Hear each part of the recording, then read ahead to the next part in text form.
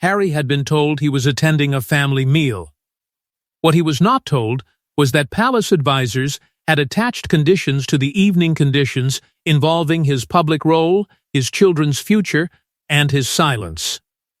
By the time he discovered the truth, the dinner had already begun, and the cameras were rolling. Before we uncover what was hidden inside that agreement, subscribe to the channel and stay with us, because the most dangerous royal decisions are rarely announced in public. The invitation itself had been carefully designed to lower Harry's guard. It had passed through several private secretaries, each softening the language until it no longer sounded like an official summons. There was no mention of negotiations, conditions, or duty. Instead, it spoke of family, healing, and the hope of finally putting old pain aside. To Harry, it appeared to be a personal request. Behind palace doors, however, it was being treated as the first step in a controlled return. Advisors had prepared a private framework explaining what would be expected if reconciliation moved forward. Harry would make no further public criticism of the institution. He would not pursue independent claims involving royal property. And he would not challenge William's authority over future family decisions. These demands were never placed directly in front of him. They remained hidden behind warm language and careful smiles. Harry first sensed the truth when an aide casually described the dinner as the beginning of a new understanding. The phrase sounded harmless, but it immediately raised his suspicion. A new understanding between whom?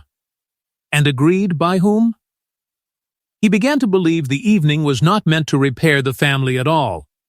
It was meant to record his acceptance of William's future leadership. One advisor had reportedly pushed for Harry to be filmed raising his glass, while William spoke about succession, duty, and inherited responsibility. No document needed to be signed. A single smiling image could later be presented as proof that Harry had returned on palace terms. Silence would become approval. A toast would become consent. Meghan had warned him before he left. She told him to listen carefully for words that sounded emotional, but carried institutional meaning. Loyalty, unity, legacy, service, in royal language, those words could hold demands no one dared state openly. Still, Harry attended. Refusing the invitation would have been described as another attack on Charles and William. He understood the trap of absence, but he did not yet understand the trap waiting at the table. William, meanwhile, believed Harry already knew the conditions. He had been assured that the framework had been explained and that the dinner would mark a serious step forward. To William, the toast was a bridge. To Harry, it was becoming a trap disguised as forgiveness. And beneath the arguments over silence, authority, and public duty lay the one condition capable of reopening their deepest wound. It had nothing to do with titles, money, or appearances. It involved a sealed family inheritance connected to Diana. The moment Diana's legacy entered the private negotiations, the dinner stopped being about reconciliation and became a struggle over who had the right to control the memory she left behind. For years, William and Harry had believed their mother's legacy belonged equally to them. But hidden among private inventories, sealed correspondence, and disputed family instructions was one collection the palace refused to divide. When Harry learned William had been given authority over it, old grief became something far more dangerous. The collection was not displayed in any public gallery, nor was it treated like an ordinary inheritance. It contained personal letters, handwritten notes, symbolic jewelry, and small objects connected to Diana's private life. Some carried little financial value, yet their emotional power was immense. They held memories the palace could not easily control, and stories that might challenge the version of Diana the institution preferred to preserve. That was why the collection had never been fully placed into either brother's hands. Advisors feared that certain pieces could become more than family keepsakes. A letter could reopen an old scandal. A jewel could revive public sympathy. A private note, released at the wrong moment, could bring Diana's voice back into the heart of the monarchy and force uncomfortable questions about how she had been treated. For years, the arrangement remained unclear. Then, Harry discovered that William had quietly been named the principal guardian of the collection because he was the direct heir. To the palace, it was a practical decision. To Harry, it felt like a line had been drawn through their mother's memory.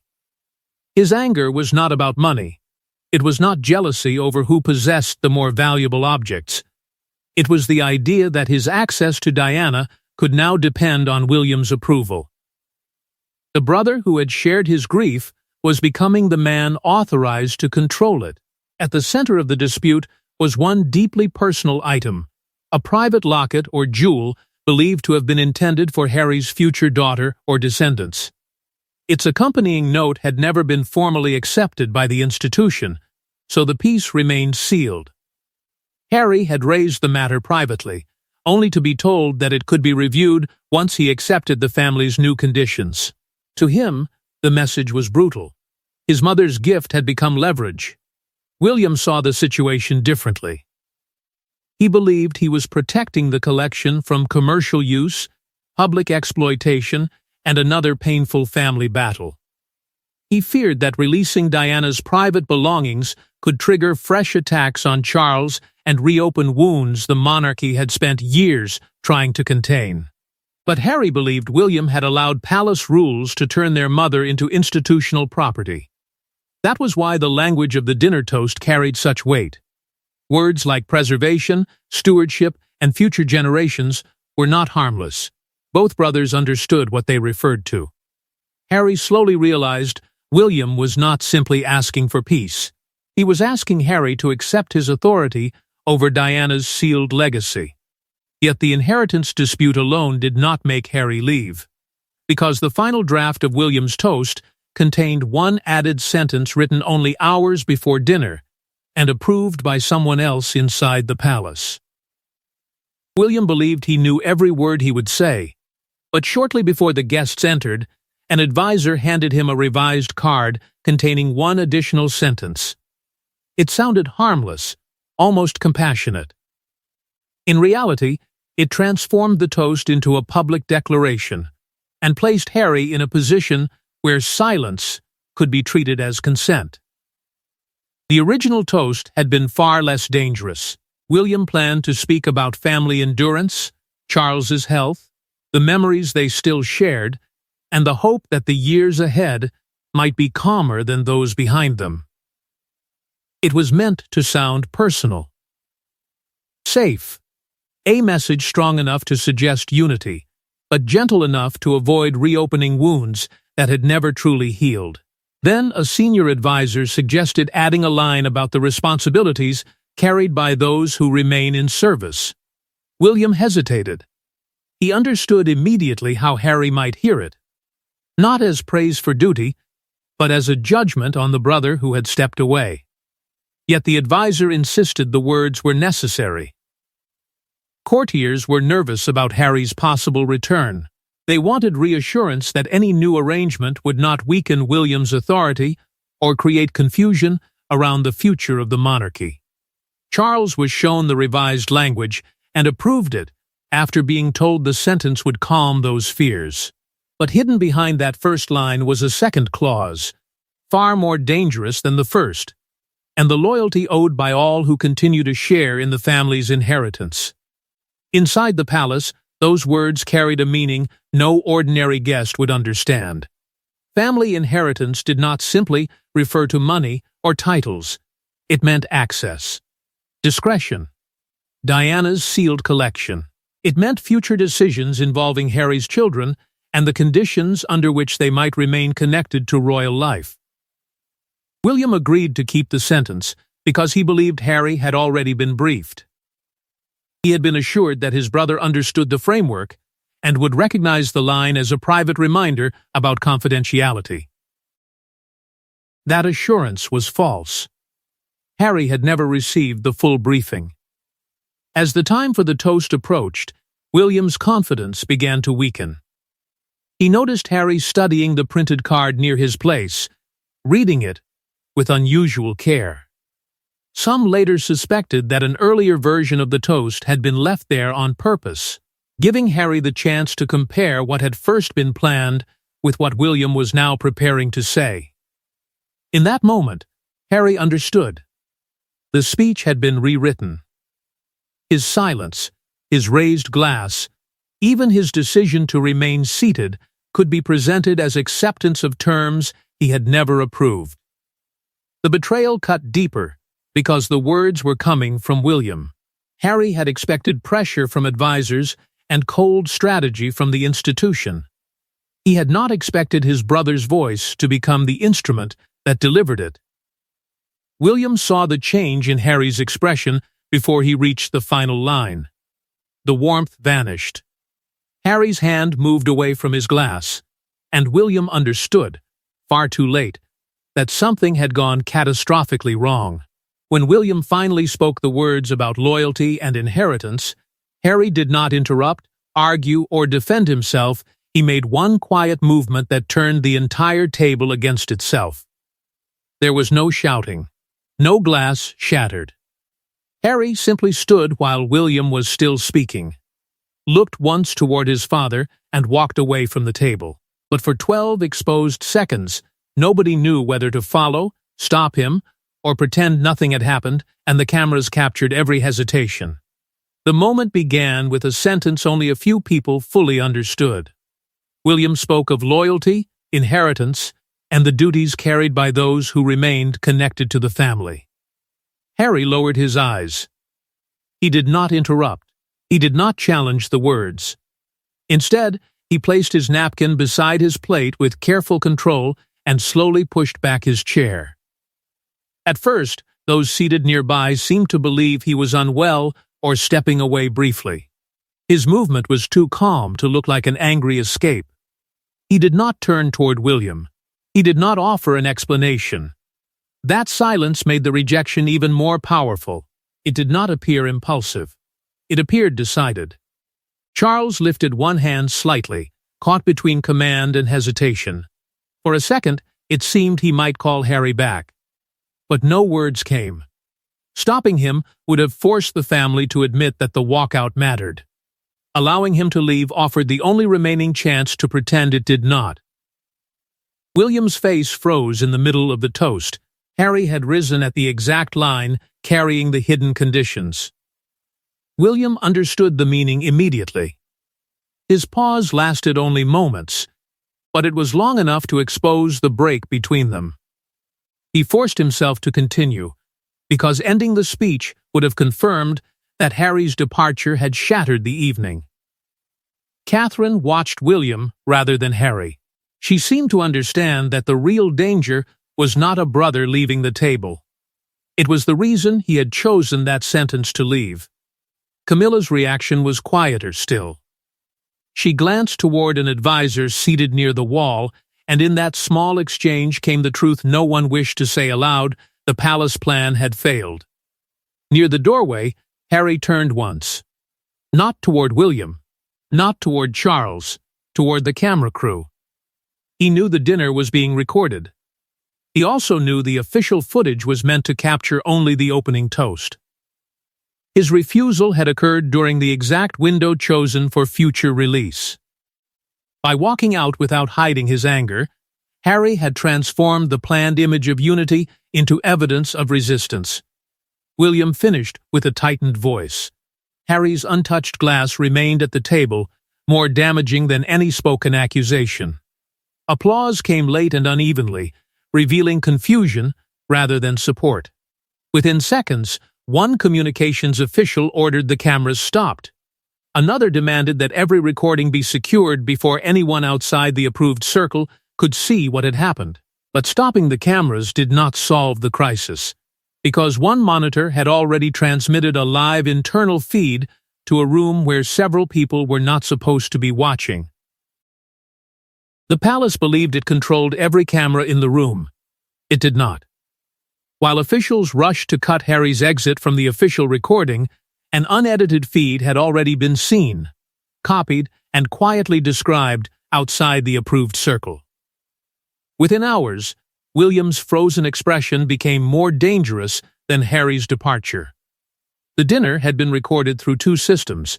The principal cameras captured the formal toast intended for possible release, while a secondary internal feed allowed communications staff to monitor timing, reactions, and technical problems. When the order came to stop filming, the main recording ended. The internal feed did not. It continued for several crucial seconds, preserving the confusion that followed Harry's exit. In a nearby room, a junior staff member watched officials rush between screens and demand that every copy be secured. The panic made one thing clear: the footage would not survive unchanged. It would be erased, shortened, or carefully edited until the family dinner looked calm again. Palace officials immediately began arguing over what could still be released. Some wanted to crop Harry from the frame and show only William completing the toast. Others believed the entire recording should disappear. But William objected to any edit that made it appear Harry had remained seated. He understood that if the uncut footage later emerged, the manipulation would make the betrayal look deliberate. One advisor pushed back. The monarchy, he argued, could not allow the public to watch the future king being rejected in the middle of a speech. The image would suggest weakness, division, and a loss of control at the very center of the family. But control was already slipping away.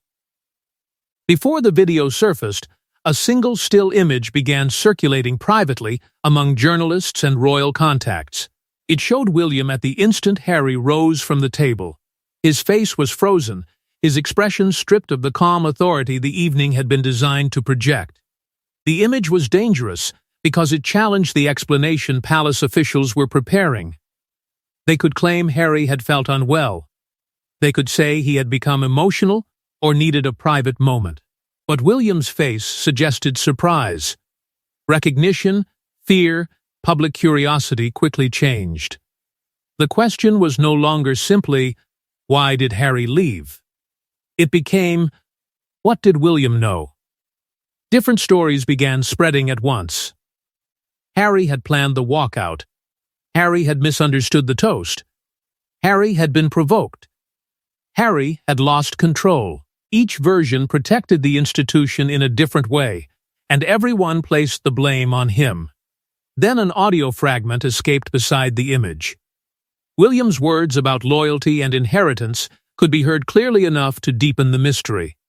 Commentators began connecting the sentence to titles, access to royal life, the future of Harry's children, and Diana's private possessions. Hours later, Harry received a private message. Attached was the frozen image of William. Beneath it was a warning: the palace was preparing to make him the only villain in the story. Harry could have remained silent and allowed the palace to define those 12 seconds.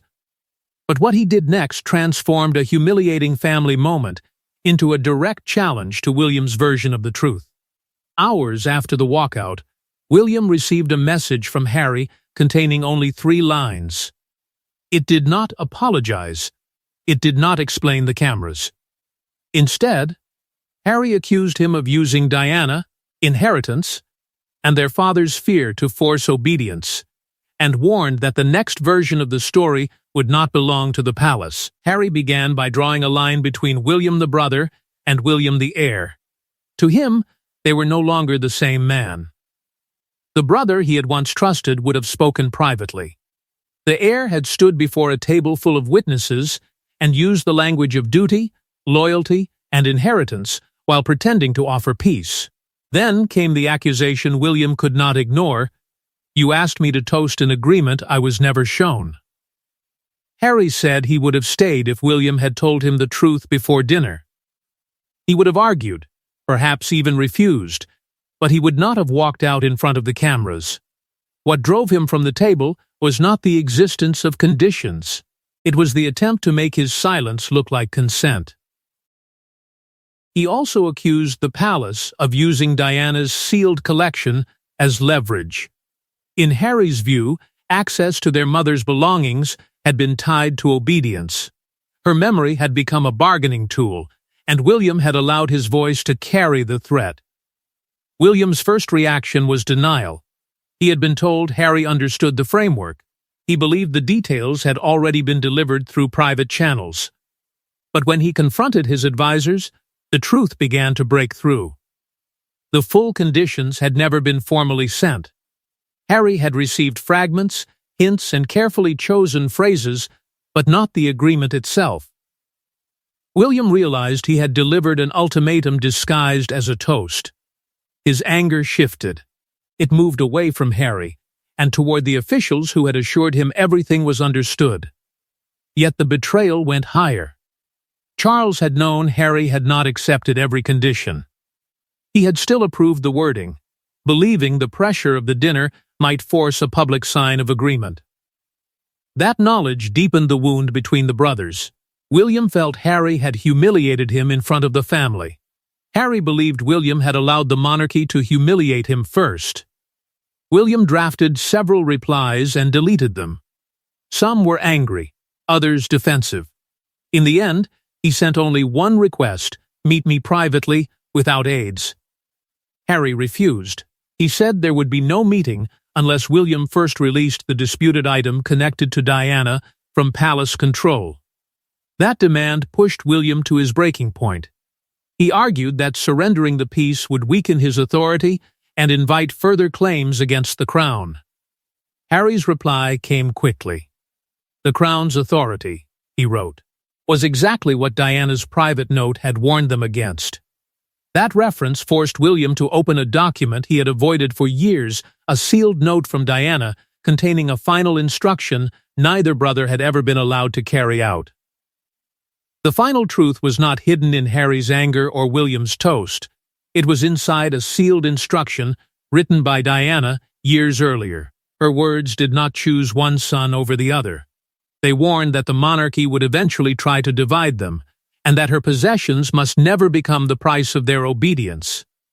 The note had remained protected among private papers because its meaning was considered too sensitive.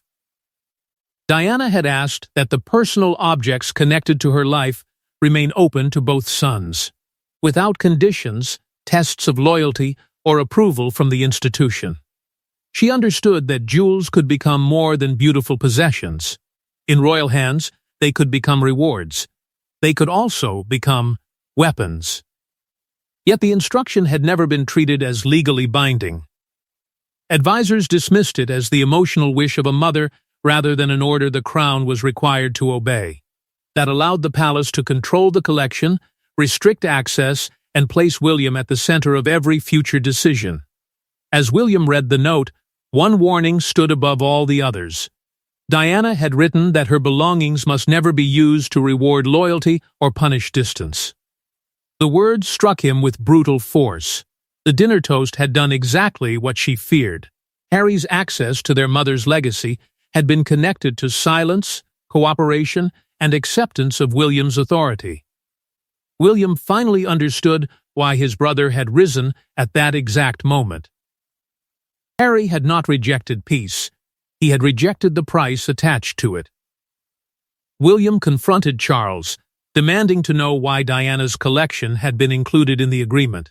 Charles defended the decision as protection.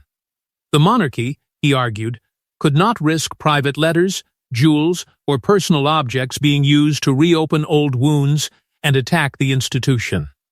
But William now faced an impossible choice. As heir, he was expected to defend the crown. As Diana's son, he could no longer ignore her final warning. Harry prepared to reveal that the note existed unless the palace admitted he had never received the full conditions behind the toast. William knew that once Diana's instruction became public, every restriction placed on the collection would look like proof of Harry's accusation. So he made a private decision. The disputed jewel would be removed from direct palace control and placed into a shared family trust. Neither brother would own it alone. Neither could use it without the other's knowledge. It was not a full reconciliation, but it broke the system that had turned their mother's memory into leverage. The palace refused to announce the change. The dinner footage remained hidden. Yet William's frozen expression continued to tell the story officials could not erase. Harry had refused the ritual, and William had discovered that inherited authority could cost him the one bond Diana had begged them to protect. The walkout was not Harry abandoning his family. It was his refusal to raise a glass while his mother's memory was being used to control him. And although the palace buried the footage, it could never erase the expression on William's face the instant an heir realized that winning obedience from his brother might mean losing him forever. Thanks for watching. Subscribe to the channel for more hidden royal stories, palace secrets, and shocking truths from behind the crown.